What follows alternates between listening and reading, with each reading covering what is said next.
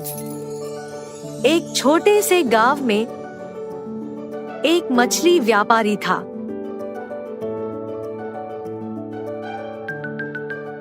जिसका नाम रामू था।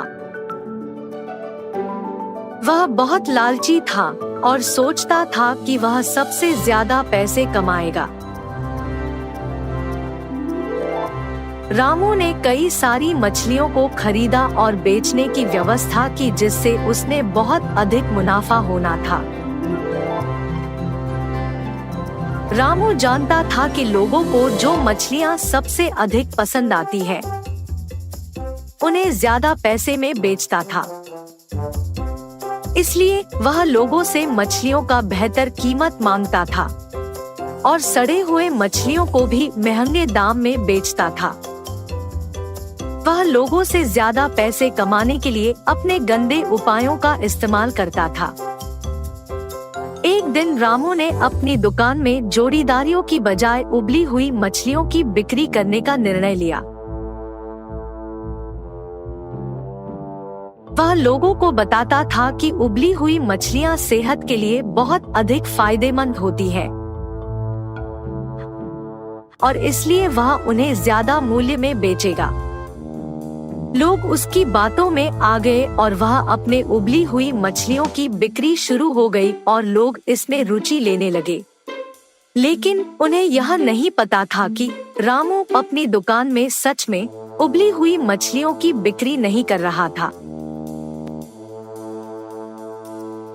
वह सच में साबुन और पानी के इस्तेमाल से मछलियों को उबलता था और उन्हें उबली मछलियों के रूप में बेच रहा था। इस तरह रामू के उपायों से लोग अस्वस्थ होने लगे और इस वजह से उनकी डिमांड में कमी आने लगी। इसके बावजूद रामू अधिक पैसे कमाने के लिए और अधिक दलाली करने लगा। एक दिन उसके दुकान में एक ग्रामीण महिला आई और उससे मछलियों की खरीद करने के बाद रामू ने उसको ज्यादा मूल्य में मछलियां बेची।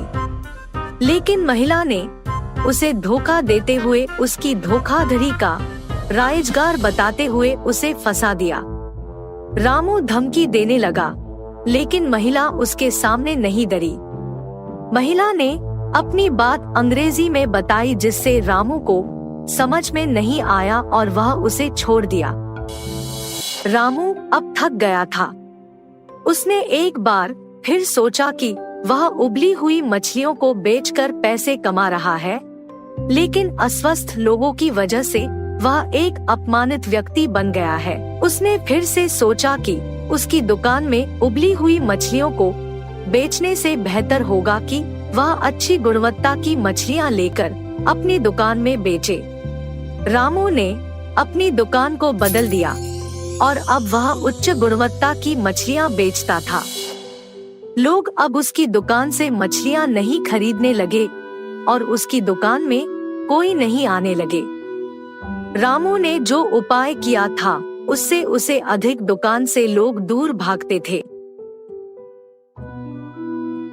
रामू ये सोचता है कि व्यापार चालाकी से नहीं, सही तरीके से काम करने से सफलता मिलती है। द्वारेश्वर नामक गांव में मस्तान नामक एक कसाई रहता था। उस गांव में बकरे का मांस सिर्फ मस्तान के दुकान में मिलता था। इतना ही नहीं, हर शुभ कार्य और दावत के लिए मस्तान के ही दुकान से मांस लाया जाता था। ऐसे एक दिन उस गांव के जमींदार का सेवक मस्तान की दुकान को आता है। हे मस्तान, कल जमींदार के महल में एक बड़ी दावत रखी जा रहा है। उस दावत को बहुत बड़े लोग और अमीर लोग आने वाले हैं। 100 लोगों के लिए खाना बनवा रहे हैं। उसके लिए तुम्हें 15 किलो मांस ताजा काट के कल सुबह 6 बजे को महल लेके आना होगा। पैसे तुम्हें वहीं पे मिलेंगे। मस्तान सलमान की बात को मान लेता है, लेकिन उसके पास 15 किलो का मांस नहीं होता है। इसीलिए वो बकरी वाले के पास जाता है। रमेश भैया, रमेश भैया, दरवाजा खटखटाता है। अरे क्या हुआ मस्तान, इस समय पे आए, बात क्या है? जमींदार के घर में दावत के लिए मुझे 15 किलो मांस की जरूरत है। मैंने वचन दिया कि सुबह 6 बजे उनको मांस पहुंचा दूंगा। समय ना होने के कारण मैं अभी तुमसे बकरी खरीदने आया।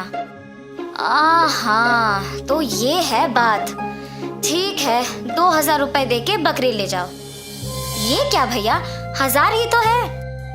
अब जमींदार के लिए है तो कम से कम 2000 होगा ही ना। अगर तुम्हें नहीं चाहिए तो रहने दो, मैं आराम से सो जाऊंगा। नहीं नहीं भैया, मैंने वचन दिया है, अब पीछे नहीं हट सकता। मैं दे दूंगा 2000। ऐसे कहकर 2000 दे के बकरी खरीद के घर चलते हुए सोचता है, जमाए हुए पैसे एक दिन में खर्च हो गए। कोई बात नहीं, जमींदार के दावत के लिए मांस पहुंचाने के बाद पैसे मिलेंगे ना। अभी जल्दी से काम शुरू करके सुबह तक पहुंचा देना होगा। ऐसे सोचकर मांस को साफ करके उसके टुकड़े टुकड़े काट के सारी रात मेहनत करके 15 किलो मांस को तैयार रखता है। अगले दिन सुबह दिए हुए वचन के अनुसार 6 बजे को जमींदार के महल पहुंचता है। भैया, मैं सेवक सलमान के लिए आया हूँ, क्या आपको पता है कि वो कहाँ है? ये सुनकर दूसरा सेवक मस्तान को बाहर इंतजार करने के लिए कहता है। वो मस्तान के हाथ से मांस लेते हुए कहता है कि सलमान को भेजेगा और उसे पैसे मिलेंगे। मस्तान भी उस सेवक का बात मानकर बाहर इंतजार करता है। लेकिन सेवक उसके हाथ में मांस को देख सोचता है, इस 15 किलो मांस से अगर मैं 1 किलो ले लूं तो किसको पता चलेगा? किसी को भी नहीं पता चलेगा।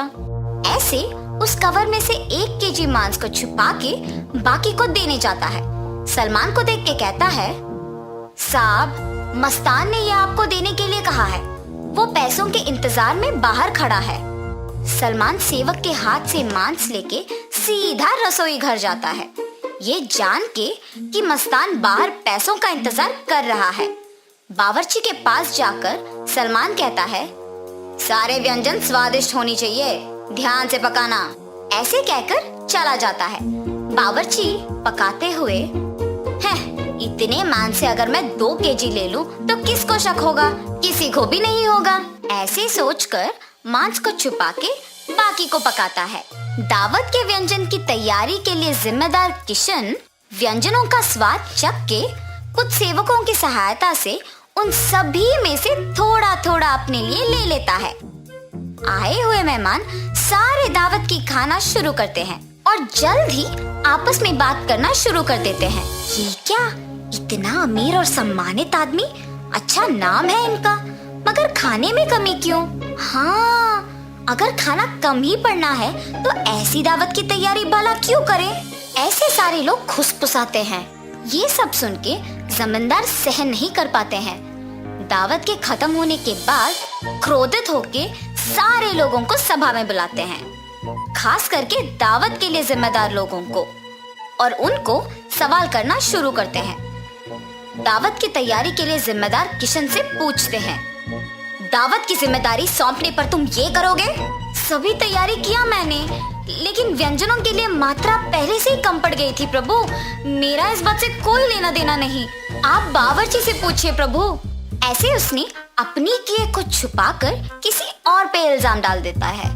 तब बावर्ची छुपाए हुए 2 किलो मांस की बात को छुपा के कहता है कि दावत की सामग्री के लिए जिम्मेदार सलमान के पास इसका जवाब होगा।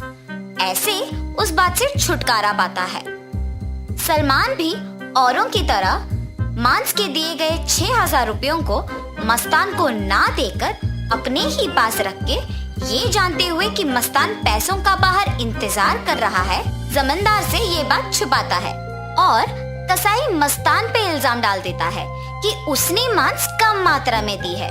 अभी जाके मैं उसका काम तमाम करता हूँ प्रभु, ऐसे कहता है। उसी सभा में मौजूद मस्तान उस इल्जाम का सहन नहीं कर पाता है। सभा में से जमींदार के सामने आके कहता है, जमींदार साहब, इस पूरे गांव में मैं अकेले कसाई हूँ। पिछले 10 साल से मैं ये व्यापार कर रहा हूँ और इतने साल से आपके घर में हर कार्य और हर दावत पे मैंने खुद मांस दी है, मगर कभी भी ऐसी मुसीबत नहीं आई। आपके घर में दावत का नाम सुनते ही 1000 की बकरी को 2000 में बेचते हैं। सुबह आके मैंने मांस को पहुंचा दिया और आपके सेवक सलमान ने मुझे मांस के पैसों के लिए सुबह से इंतजार करवाया। सलमान को मांस देने के बहाने से एक और सेवक मेरे हाथ से मांस लिया और मुझे बाहर इंतजार करने के लिए कह दिया और ये भी कहा कि वो सलमान को बुलाएगा। उसके बाद इनमें से कोई भी मेरे पास नहीं आया। कृपया मेरा यकीन कीजिए प्रभु, आप ही की दया से जी रहा हूँ। मस्तान, मुझे तुम्हारे बारे में पता है, तुम फिक्र मत करो। सैनिकों, सलमान के कपड़े खोजो, देखो अगर 6,000 रुपए मिलते हैं। खोजने पर सलमान की जेब में 6,000 रुपए मिलते हैं। ऐसे उन सब में से सलमान पकड़ा जाता है। और इतना ही नहीं, किशन जिन सेवकों की सहायता से सभी व्यंजनों से थोड़ा अपने लिए ले लेता है, उनमें से एक सहायक जमींदार को सच कह देता है। बावर्ची का झूठ बैग में रखे मांस कोई सेवक को मिलने पर बाहर आ जाता है और पहला सेवक जिसने 1 किलो छुपा लिया, उसने डर के मारे अपनी गलती मान ली। तब जमींदार सभी को दंडित करते हैं और मस्तान को उसके पैसे 6,000 दे देते हैं और ये भी कहते हैं कि वो मस्तान के लिए हमेशा रहेंगे। तो इस कहानी का नैतिक क्या है? गलती का सजा मिलेगी ही मिलेगी, इसीलिए ईमानदारी से जीना ही अच्छा है। एक समय में एक गांव में वीरेंद्रा नामक एक बड़े आदमी रहते थे। वो बूढ़ा आदमी उसके बेटे रोहित, बहू सरला और पोता रोशन के साथ एक छोटे से घर में रहता था। रोहित उसी गांव में खुद के एक व्यापार करता था। उसमें चिकन रोल्स और एग रोल्स बनाकर उन्हें बेचता था और उसके द्वारा आए हुए पैसों से उसके परिवार का देखभाल करता था। एक दिन वो हमेशा की तरह चिकन रोल्स बना के बेचने लगता है। चिकन रोल, गर्मा गर्म चिकन रोल, स्वादिष्ट चिकन रोल, आइए बाबू आइए, ऐसे जोर जोर से चिल्लाते हुए आते जाते लोगों को वो पुकारता था। एक दिन उसके पिता उसके दुकान जाते हैं। बेटा रोहित, मुझे बहुत भूख लग रहा है। बहू ने अब तक घर में कुछ बनाया नहीं और मैं रुक नहीं पा रहा हूँ, इसलिए मैं यहाँ आया हूँ। अगर आपको इतना भूख लग रहा है तो घर पे खाना चाहिए था। अगर बहू ने कुछ बनाया नहीं तो रुक लेना था, लेकिन ऐसे दुकान आ जाना क्या है? आप क्या समझ रहे थे पापा? आप वहाँ खड़े होकर मेरा समय वृथा मत कीजिए, चलिए घर चले जाइए। उसके बेटे के ऐसे बात करने के कारण वो निराश होके वहाँ से उसके घर चले जाता है। अपने बेटे और बहू को उनकी तरफ ऐसे बर्ताव करते हुए देख और बिल्कुल भी गौरव से पेश आते हुए ना देख वो बूढ़े आदमी बहुत बुरा मानते थे। इतना हो जाने के बाद भी वो घर छोड़कर इसीलिए नहीं जाते थे क्योंकि उनको बेटे पे बहुत प्यार था, इसीलिए वो सहते हुए वो गम में ही जी लेते थे। दूसरी तरफ रोहित को उसके बेटे रोशन से बहुत प्यार था। वो अपने बेटे को बहुत लाड करता था और जो भी उसको पसंद था वो हमेशा उसको देता था और उसका सारा खाली समय वो सिर्फ अपने बेटे से खेलते हुए बिताता था। एक दिन अचानक रोशन को बुखार आता है और जब रोहित को ये बात पता चलता है तो वो अपना दुकान, व्यापार सब छोड़कर घर जाके सिर्फ उसके बेटे के ख्याल रखने में लगे रहता है। वो दुकान ना जाकर सिर्फ घर पे रह के उसके बेटे का देखभाल करते हुए उसी के बारे में सोचते हुए दुख में ही बैठे रहता है। उसे ऐसे दुखी देख उसके पिता रोहित के पास जाकर ऐसे कहते हैं, बेटा रोहित, फिक्र मत करो, रोशन को बुखार आया है, वो ठीक हो जाएगा बेटा। पापा, आपको क्या पता, बुखार है, कम हो जाएगा, यही कहना है आपको, जैसे आपको सब कुछ पता है। ऐसे वो गुस्से में उसके पिता से बात करता है। हाँ, मैं तो अपने बेटे को ऐसे दुखी नहीं देख पा रहा था, इसीलिए उसके पास जाकर मैंने ऐसे कहा, लेकिन मेरे बेटे ने मुझे कभी समझा ही नहीं, इसीलिए वो गुस्से में बात करता है हमेशा मुझसे। एक समय में मैंने भी अपने बेटे का ऐसे ही ख्याल रखा था, लेकिन अब तो मेरा बेटा मुझसे बात भी नहीं करना चाहता है। ऐसे सोचते हुए वो बहुत दुखी होता है और उसके बेटे पे प्यार को अपने ही अंदर रख के वो वहाँ से चले जाता है। अगले दिन भी रोहित के बेटे का बुखार कम नहीं होता है और इसी कारण रोहित उसके बेटे को लेकर उसके घर के बाहर बैठ के उसको देख के दुखी होते रहता है। ऐसे जब बाप बेटे दोनों वहाँ पे बैठे थे, उनसे कुछ ही दूर में दीवार पे एक कौवा बैठा था। उसे देख वीरेंद्रा ऐसे पूछता है, बेटा रोहित, वो दीवार पे क्या बैठा है? मुझे ठीक से दिखाई नहीं दे रहा है, तुम बताओगे? पापा, वो कौवा है। बेटा, शायद वो कौवा नहीं है, ठीक से देखो। आपको तो दिखाई नहीं देता है, जब मैं कह रहा हूँ कि वो कौवा है तो आप मान क्यों नहीं लेते हो? एक और बार मत पूछेगा, वो कौवा ही है। ऐसे उसके गुस्से में जवाब देने के बावजूद उसके पिता फिर से पूछते हैं कि वो क्या है। पापा, आपको कितने बार बताऊं मैं, वो कौवा है, कौवा है, कौवा है। आपने अगर एक और बार पूछा तो अच्छा नहीं रहेगा। ऐसे वो और गुस्से में जवाब देकर उठकर वहाँ से चले जाता है। उसके बेटे को वहाँ से उठ के चले जाते हुए देख वो और भी दुखी होते हैं। ऐसे कुछ दिन बीत जाते हैं। एक दिन रोहित अपने बेटे को उठाकर खेलते हुए उसके घर के सामने रहता है और ठीक तभी उसके घर के दीवार पे एक कौवा आता है। पापा पापा, वो दीवार पे क्या है? बेटा, उसको कौवा बुलाते हैं। पापा पापा, वो क्या है? उसे क्या बुलाते हैं? बेटा, उसे कौवा बुलाते हैं। पापा, वो क्या है? बेटा, उसे कौवा बुलाते हैं। तुम भी उसे बुला सकते हो। चलो बुलाओ कौवे को तुम्हारे पास। ऐसे वो अपने बेटे को कौवे के बारे में सिखाते रहता है, लेकिन उसके बेटे को कुछ भी समझ न आने के कारण वो लगातार एक ही प्रश्न पूछता है कि वो क्या है और उसे क्या बुलाते हैं, और ऐसे 20 बार करता है। इतने बार पूछने के बावजूद रोहित उसे बहुत सब्र से समझाता है। उसे जरा सा भी गुस्सा नहीं आता है। पापा फिर से बोलिए ना। बेटा, वो एक कौवा है।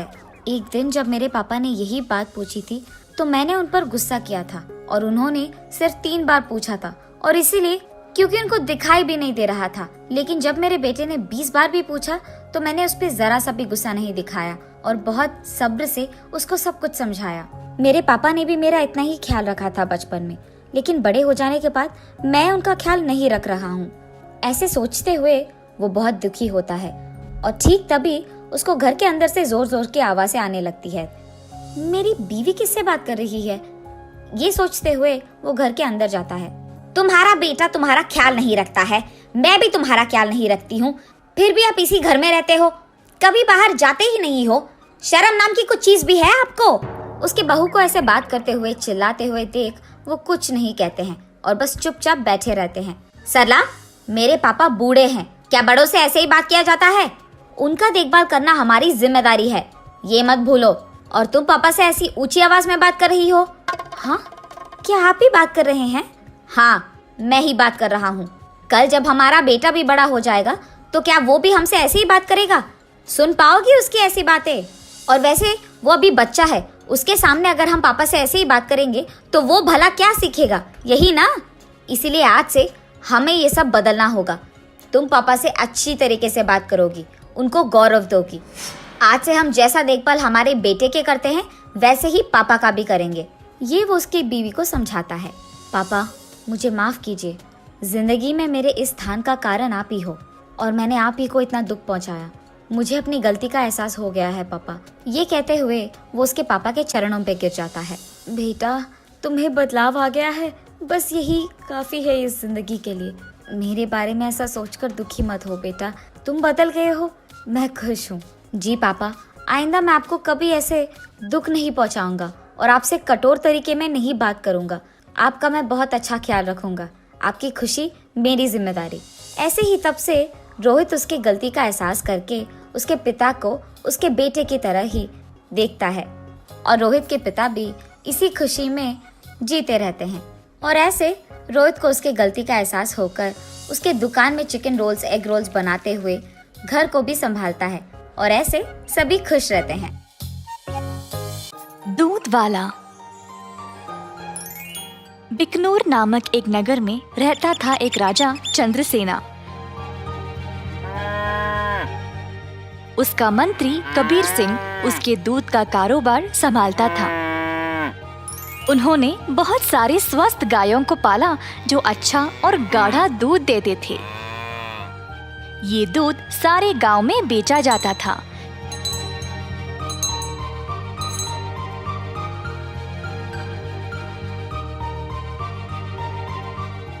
कबीर सिंह खुद सब कुछ संभालता था। कबीर सिंह की पीढ़ी भी महाराजा के लिए काम करते आ रहे थे और इस वजह से चंद्रसेना उसका बहुत आदर करते थे। कबीर सिंह ने भी राजा को कभी भी निराश नहीं किया।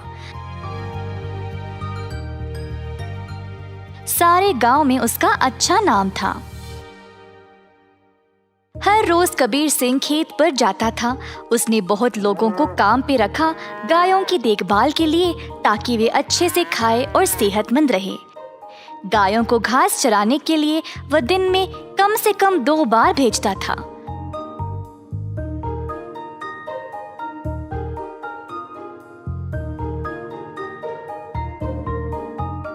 वह हमेशा ध्यान रखता था कि दूध साफ सुथरा रहे। दूध निकालने के बाद वह 10 दूध वालों को देता था ताकि वह गांव में जाकर बेच दे।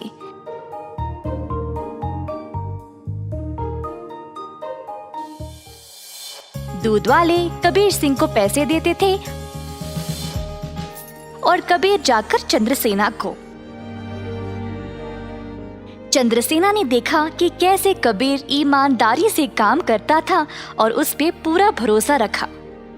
महाराज कबीर के साथ अच्छा बर्ताव करते थे और कबीर राजा के बारे में भी अपनी बहनों को बताया करता था। एक दिन जब कबीर घर वापस आया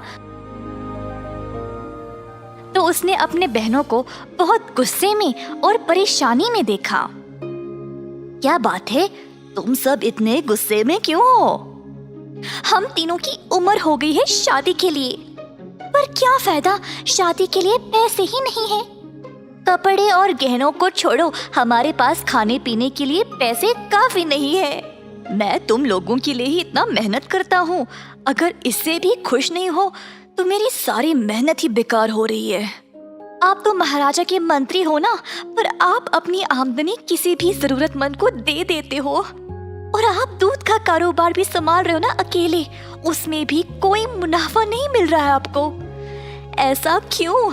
शायद हमारी कोई फिक्र नहीं है इसीलिए। तीनों बहनें रोने लगी और कबीर को बहुत बुरा लगा। अब तुम सब मत रो, मुझे बर्दाश्त नहीं होता। अब बोलो मैं क्या करूं? मैं वही करूंगा। वैसे आपको ज्यादा कुछ करने की जरूरत नहीं, आप दूध का सारा कारोबार संभालते हो ना। अगर आप उसमें थोड़ा पानी मिलाकर बेचोगे तो आप ज्यादा बेच पाओगे। हाँ, और अधिक दूध से आप ज्यादा मुनाफा भी कमा सकते हो। पर ये तो धोखा हुआ, मैं राजा के साथ ऐसा नहीं कर सकता। कबीर सिंह ने ऐसा करने से मना कर दिया था, पर उसकी बहनों ने उसको भावुक करके जैसे तैसे उससे ये काम करवा ही दिया।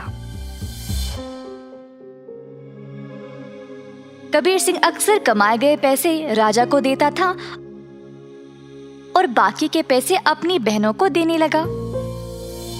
मुझे ऐसा करना नहीं पसंद, ये आखिरी बार है, इसके बाद मुझे ये सब करने के लिए नहीं बोलना।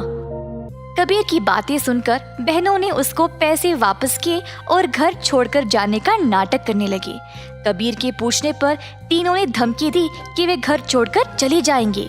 मजबूर होकर कबीर को उनकी बात माननी ही पड़ी। कमाए गए पैसे राजा को देकर अधिक पैसे अपनी बहनों को देने लगा। ये सिलसिला कई दिनों तक चलता रहा। कुछ ही समय में कबीर की बहनें नए नए साड़ियां और गहने खरीदने लगे और अच्छा खासा खाने भी लगे। उनकी जिंदगी ही बदल गई। घर पर बैठे बिना तीनों सज धज के बाहर घूमने लगे, सबके आगे दिखावा करने के लिए।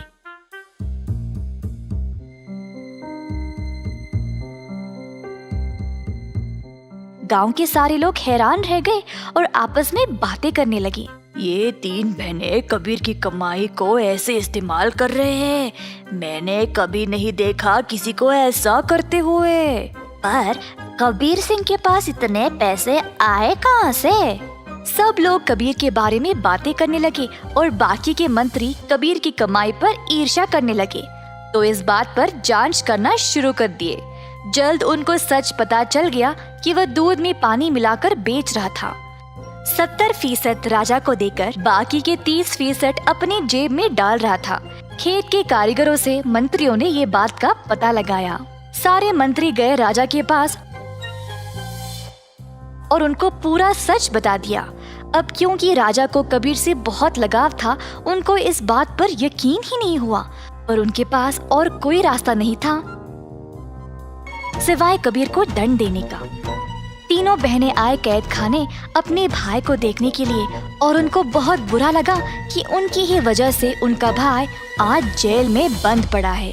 बहनों को अपनी गलती का एहसास हुआ और तीनों गए महाराजा के पास और उनको सब सच बताया कि असल में ये सब उन तीनों की ही गलती है और कबीर दोषी नहीं है। उन्होंने राजा से भीख मांगी कबीर को छोड़ने के लिए। जब राजा ने ये सब सुना तो उन्होंने तीनों बहनों को भी कबीर के साथ कैद खाने में ही डाल दिया और कहा, दंड केवल गलत करने वाले को ही नहीं, गलत सोचने वाले को और गलती में हिस्सा लेने वाले को भी मिलनी चाहिए।